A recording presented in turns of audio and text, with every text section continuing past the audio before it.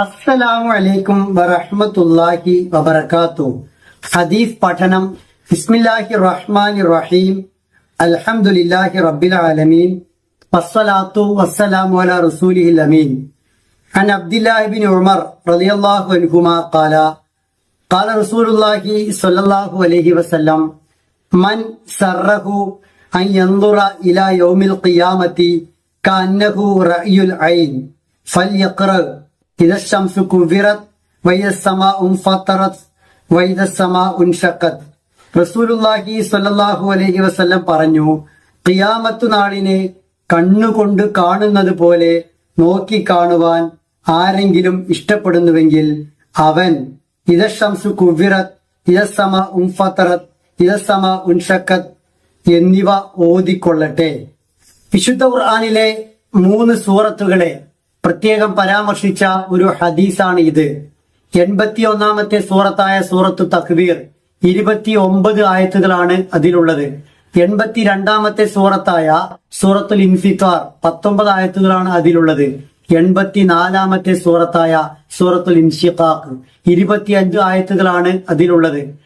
ഈ 3 സൂറത്തുകളെ അള്ളാഹുവിന്റെ റസൂൽ മുഹമ്മദ് മുസ്തഫ സ്വല്ലല്ലാഹു അലൈഹി വസല്ലം പ്രത്യേകം പരാമർശിച്ചത് പരലോകവുമായി ബന്ധപ്പെട്ടാണ്, ഖിയാമത്ത് നാളുമായി ബന്ധപ്പെട്ടാണ്.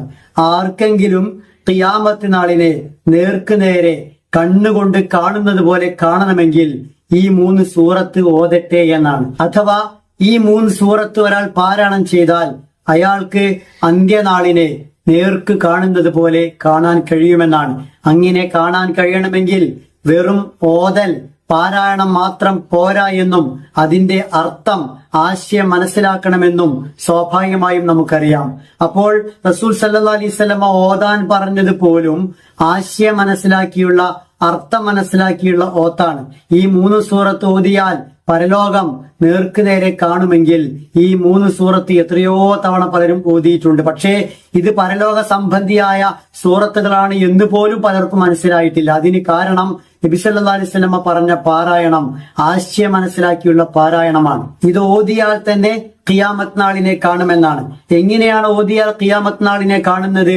ഓതുമ്പോൾ അതിന്റെ അർത്ഥം ആലോചിച്ചാൽ ഖിയാമത്തിന്റെ അടയാളങ്ങൾ, അന്ന് സംഭവിക്കുന്ന മാറ്റങ്ങൾ അതെല്ലാം കൃത്യമായി വെളിപ്പെടും. ഈ 3 സൂറത്തുകളുടെ തുടക്കത്തിലെല്ലാം അതുമായി ബന്ധപ്പെട്ട ആയത്തുകളാണുള്ളത്. ഖിയാമത്ത് നാളിനെ കണ്ണുകൊണ്ട് കാണുന്നത് പോലെ കാണാൻ ആരെങ്കിലും ഇഷ്ടപ്പെടണമെങ്കിൽ ഈ 3 സൂറത്ത് ഓതണം.